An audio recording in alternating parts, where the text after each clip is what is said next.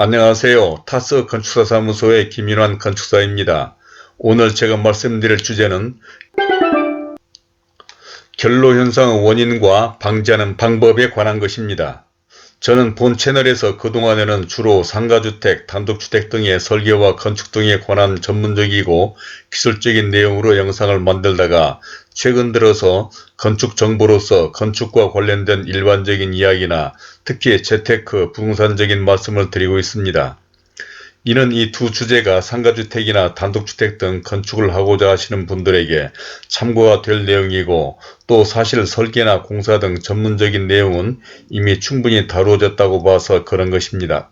물론 앞으로도 설계나 공사와 관련된 내용도 계속 보완해 나가겠지만, 우리나라에서는 집이나 건축이 재테크나 부동산적인 개념이 강한 상황에서 이러한 일반적이고 부동산적인 내용도 건축을 하시려는 분들에게 대단히 유익할 것이므로 앞으로 이 두 주제를 번갈아 가며 말씀드리도록 하겠고, 혹시 설계와 공사에 관련된 내용은 초기에 제작된 영상들을 참고하시기 바랍니다.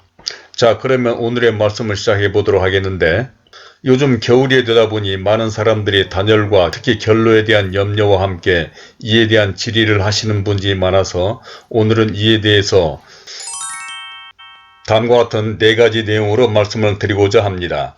아무쪼록 새로 집이나 건축을 계획하시는 분들이나 결로와 단열에 관심이 많으신 분, 또는 디벨로퍼나 건물주가 되려거나 재테크, 부동산 등에 관심을 가지신 분들에게 참고가 되리라 생각하며, 먼저 보시기 전에 구독과 좋아요를 눌러주시면 저에게도 큰 힘이 되어 이러한 영상을 만드는 데 도움이 될 것 같습니다.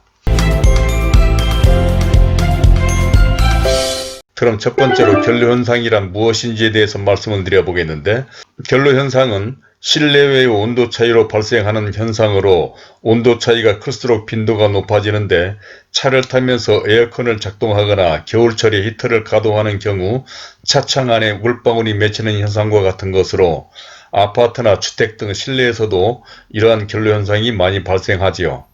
즉, 실내 공기에 포함된 수증기가 벽 또는 천정 등의 물방울로 맺히게 되는 것으로 실내외의 온도 차이가 큰 환절기나 난방을 하는 겨울철에 발생 빈도가 높은데, 차가운 음료수병이나 이른 새벽에 내리는 이슬도 이와 같은 원리라고 할 수 있을 것입니다. 특히 아파트 같은 건축물에서는 주로 햇볕이 들지 않는 곳에 베란다, 주방, 창호 주변, 화장실 등에서 주로 발생하게 되는데, 가구나 창문 등은 쉽게 물방울을 닦아낼 수 있지만 벽지나 천장 같은 곳은 그럴 수가 없어 세심한 관리가 필요한 것이죠.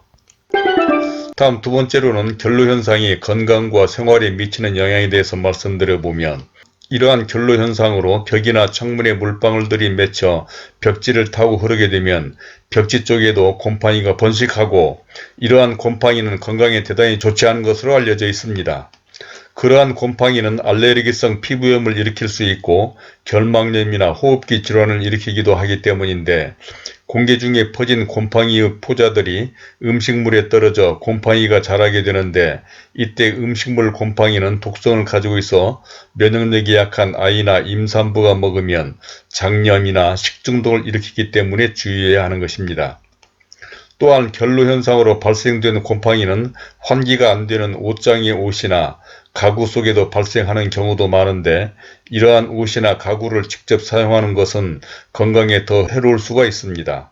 또한 이러한 결로현상은 건강뿐만 아니라 결로현상이 발생한 벽이나 천정 등 내장재를 오염시켜 미관상에도 좋지 않고, 이러한 결로현상은 육안에 의해 관찰되기도 하지만 가구의 뒤편이나 공기순환이 원활치 않은 커튼 등에 의해 곰팡이가 서식되어 퀴퀴한 냄새가 나기도 합니다.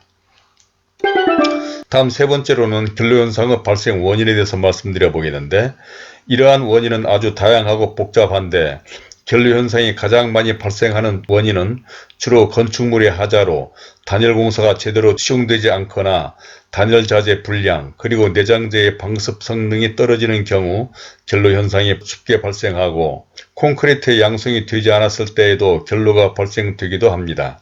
건축을 겨울에 하거나 한여름이 지난 후에 습식공사가 진행된 경우에는 같은 조건에서도 결로가 발생할 수 있습니다. 다음으로는 창호 제품의 문제로 습도가 높은 실내에서는 가구의 뒤편이나 벽체의 코너 부분에 습기가 흡수되어 곰팡이 등이 나타나게 되지만 결로 현상의 대부분은 창호 제품의 표면이나 유리의 표면에서 물방울로 나타나는 것이죠.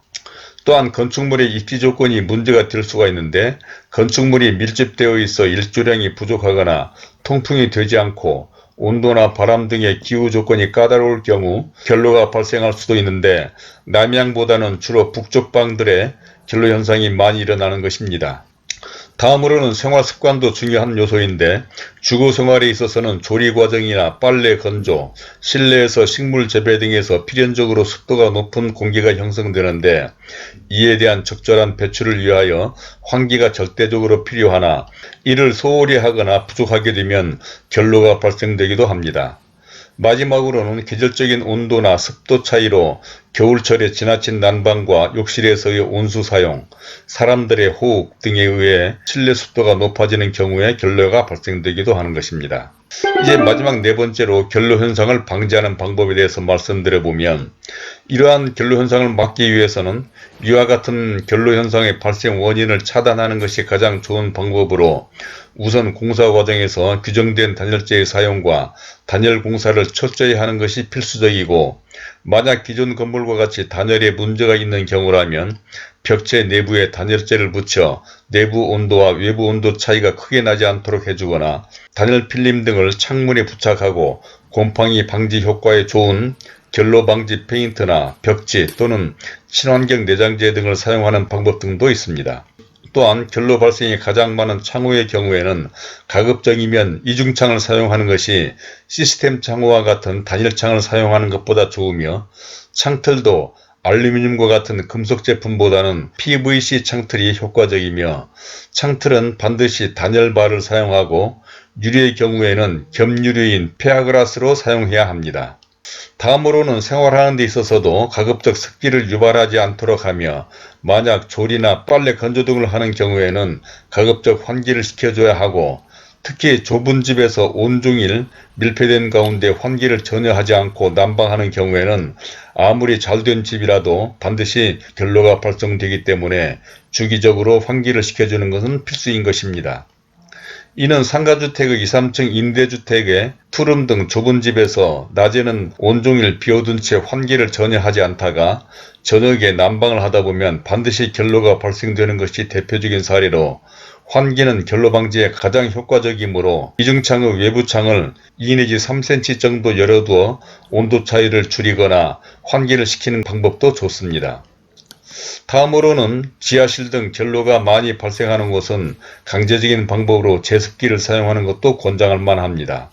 그리고 가구나 커튼을 배치할 때에도 공기의 순환이 가능하도록 벽면에서부터 조금 거리를 두고 설치해야 하고 특히 창문의 유리면에서 어느 정도 거리를 두고 커튼을 설치하지 않으면 공기 순환의 방해로 인해서 결로 발생의 확률이 높아질 수도 있습니다.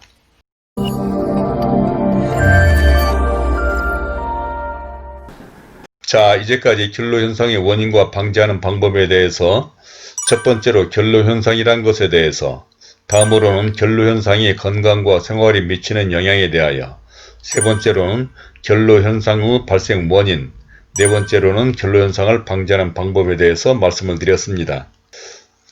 집을 너무나 잘 짓다 보면 오히려 결로가 더 발생될 수 있다는 말도 있습니다.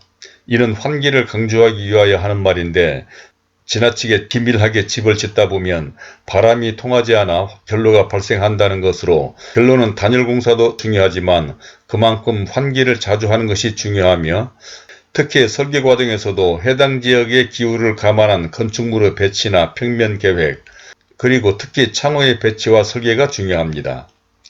또한 생활 습관 면에 있어서도 지나치게 난방을 해서 실내 온도를 높이는 것은 건강에도 좋지 않을 뿐만 아니라 결로 방지에도 좋지 않고 특히 환기는 결로 방지뿐만 아니라 코로나와 같은 감염병 방지에도 필수적이라는 사실도 참고했으면 좋겠습니다.